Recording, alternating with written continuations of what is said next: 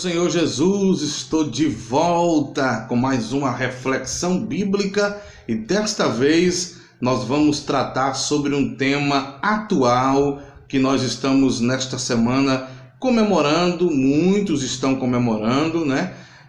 O dia da Páscoa, o dia da Páscoa. E a minha pergunta para você é: você sabe qual o real sentido da Páscoa? Se você não sabe, e se sabe, continua conosco uma singela palavra sobre esse tema à luz da Bíblia Sagrada. Eu quero agradecer a você que já é inscrito aqui em nosso canal. Muito obrigado pela sua confiança. Deus em Cristo te abençoe.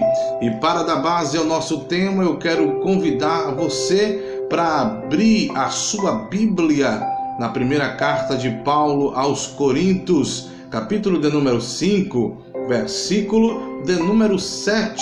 Leamos a palavra de Deus que nos diz assim: alimpai-vos, pois, do fermento velho, para que sejais uma nova massa, assim como estáis sem fermento, porque Cristo, nossa Páscoa, foi sacrificado por nós. Queridos, quando nós lemos esse texto, de antemão nós vamos perceber que a expressão Páscoa é uma expressão bíblica, porém o verdadeiro sentido da Páscoa tem sido adulterado pela Igreja Romana e pelos comerciais e pela maior parte das pessoas. Muitos atribuem o coelho como a figura principal da Páscoa, o chocolate e outros símbolos totalmente pagãos. Porém, a Bíblia nos traz uma visão verdadeira sobre o real e verdadeiro sentido da Páscoa. O verdadeiro sentido da Páscoa não é o coelho, não é o chocolate, não é a vela, o sino, não é a bebida. Qual o verdadeiro sentido da Páscoa? Eu convido você para ir ao livro do Êxodo, capítulo de número 12, onde tudo começou. Em primeiro lugar, eu quero dizer aos senhores que a Páscoa foi instituída pelo próprio Deus. O próprio Deus instituiu a Páscoa. E quando foi que isto aconteceu? A Bíblia vai dizer, no capítulo 12 do livro do Êxodo, que Deus ele enviou 10 pragas para o Egito, a fim de que Faraó libertasse o povo de Israel, que estava há 400 anos escravizados, preso sob o jugo de Faraó. Porém, o texto sagrado vai dizer que, diante das 9 pragas, Faraó não deixou o povo ir.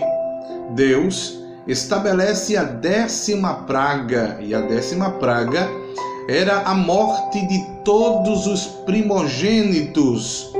A Bíblia vai dizer que Deus envia uma mensagem a Moisés e pede para Moisés dizer para o povo que eles deveriam matar um cordeiro sem mancha. Esse é o detalhe, tá? Sem mácula, um cordeiro sem defeito. E quando esse cordeiro fosse morto, os hebreus deveriam colocar o sangue, aspergir o sangue desse cordeiro nos umbrais da porta, porque à meia-noite o anjo da destruição, o anjo da morte, passaria pelo Egito, e a casa que estivesse com o sangue nos umbrais da porta seria livre, não morreria, não haveria morte naquela casa, não haveria destruição.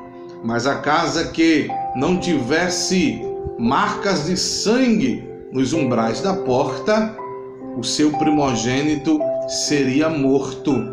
E a Bíblia vai dizer que à meia-noite o anjo do Senhor, o anjo da morte, passou e pulava.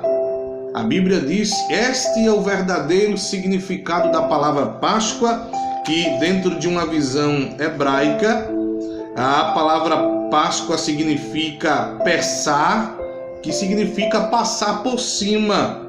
E era isso que acontecia, o anjo da morte vinha e passava por cima das casas dos israelitas, porque na casa deles havia um sangue. O verdadeiro sentido da Páscoa, numa visão bíblica, fala de livramento. Fala do momento em que Deus libertou o povo de Israel da escravidão, da mão de Faraó. Dentro de uma visão bíblica, este é o verdadeiro sentido da Páscoa. O verdadeiro sentido da Páscoa é liberdade, é libertação, é livramento. É Deus trazendo livramento para Israel. Esse é o verdadeiro sentido da Páscoa. Mas existem algumas recomendações que Deus deu ao povo através de Moisés, que eles deveriam fazer antes de saírem do Egito. E a Bíblia diz que Deus dá algumas recomendações, e o povo, como um símbolo daquele momento, daquela Páscoa, eles tomam pelo menos três especiais figuras que apontava para Cristo e algumas que apontavam também para Israel. E a Bíblia vai dizer no capítulo 12, versículo de número 5, que a primeira figura que apontava para Cristo não era o coelho. Dentro de uma visão bíblica, era o cordeiro.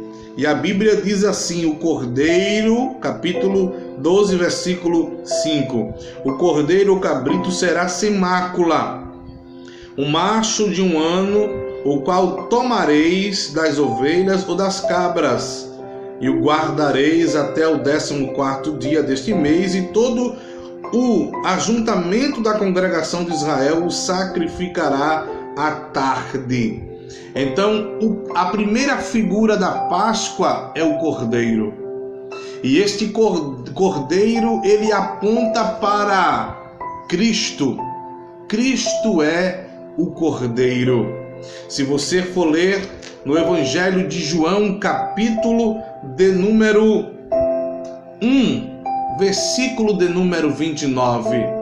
João, quando estava batizando a Jesus no Rio Jordão, a Bíblia diz que ele dá testemunho de Jesus e ele identifica Jesus como o Cordeiro de Deus que tira o pecado do mundo.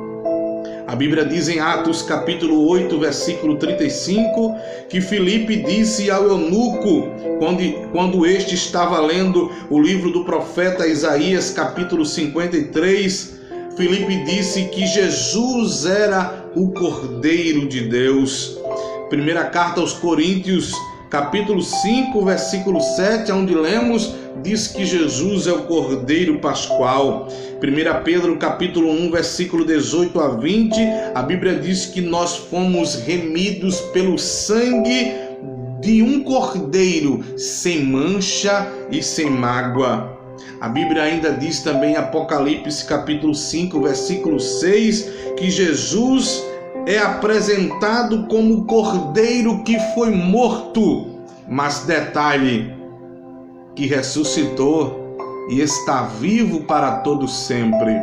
Então, para nós cristãos, a Páscoa, ela tem um sentido de libertação, ela tem um sentido de livramento. Foi no momento que Deus nos livrou da escravidão do pecado e nos trouxe para a sua maravilhosa luz.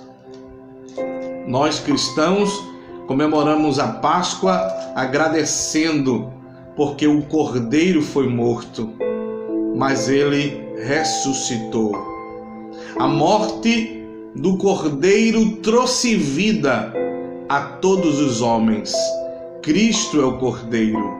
O segundo elemento da Páscoa que nós vemos na Bíblia Sagrada está no capítulo 12 do Êxodo, versículo de número 7, que diz assim, versículo de número 8, que diz assim: pães asmo. Os pães asmo aponta também para a pessoa de Cristo. Se você for ler em João capítulo 6, versículo 35, o próprio Jesus disse: eu sou o pão vivo, o pão da vida, o pão que desceu do céu. E detalhe que o pão que Deus mandou o povo comer apontava para Cristo, porque era um pão sem fermento, era um pão sem mistura, era um pão que não tinha alteração, era um pão verdadeiro. Oh, glória a Deus! Jesus é o pão vivo que desce do céu. A terceira coisa que apontava para Cristo e também para Israel, terceiro elemento, era ervas amargas. E essas ervas amargas, ela tinha duplo significado, apontava tanto para Cristo, para o seu sofrimento na cruz do Calvário, quanto apontava para o sofrimento que Israel iria enfrentar durante o deserto da vida, durante toda a sua trajetória. Mas eu quero dizer para você que o sofrimento de Israel não foi maior do que o sofrimento de Cristo. Cristo, sendo o verdadeiro Deus, sendo o verdadeiro Cordeiro sem mancha, inocente, ele enfrentou todo o sofrimento amargo, exatamente para nos trazer a libertação da escravidão. Cristo, como disse Paulo em 1 Coríntios capítulo 5, versículo 7, ele é a nossa Páscoa, porque ele foi sacrificado por nós. Glória a Deus! Jesus é o verdadeiro Cordeiro Pascual. O verdadeiro não é o coelho, o verdadeiro não é o chocolate. Isso é apenas imaginações da mente humana e um ato pagão.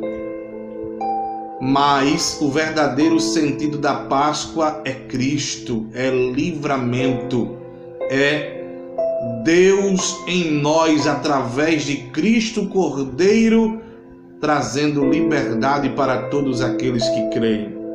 Que Deus abençoe uma singela palavra para a tua vida, para a tua alma e para a tua família. Eu quero dizer para você que se você ainda não aceitou a Cristo, essa é a oportunidade. Cristo morreu exatamente para nos trazer a vida. Ele é o Cordeiro Pascual. Deus em Cristo abençoe a tua alma. Obrigado.